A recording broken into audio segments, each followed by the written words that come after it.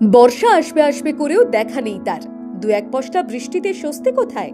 গরমে তাই ত্রাহি ত্রাহি অবস্থা সকলের। বেশ কয়েকটি স্কুলও খুলে গিয়েছে। হাওড়ার গ্রামীণ এলাকার বারমংরাজপুর প্রাথমিক বিদ্যালয় সেগুলির মধ্যে একটি। তাই গরমের মধ্যে স্কুলের ছাত্রছাত্রীদের সুস্থ রাখতে ওয়াটার বেলের ব্যবস্থা করেছে কর্তৃপক্ষ। সময় সময়ে ঘন্টা বাজিয়ে পড়ুয়াদের জল খাওয়ানোর কথা মনে করিয়ে দিচ্ছে স্কুল কর্তৃপক্ষ। তবে শুধু জল নয়, স্কুলের মধ্যে রয়েছে নিউট্রিশন বাগান। সেখান থেকে লেবু পেড়ে আনা হচ্ছে। জলে লেবুর রসের সঙ্গে নুন চিনি মিশিয়ে শরবত করে দেওয়া হচ্ছে শিশুদের। এতে পড়ুয়াদের শরীরে গ্লুকোজ যাচ্ছে, ভিটামিন সি পেয়ে চাঙ্গাও থাকছে তারা।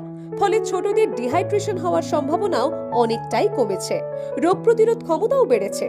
প্রধান শিক্ষক রাজদূত সামন্তর কথায়, প্রচন্ড গরমে শিশুদের শরীরে জল ও লবণের ভারসাম্য রক্ষায় নিউট্রিশন গার্ডেনের লেবু, লবণ ও চিনি দিয়ে শরবত দেওয়া হচ্ছে।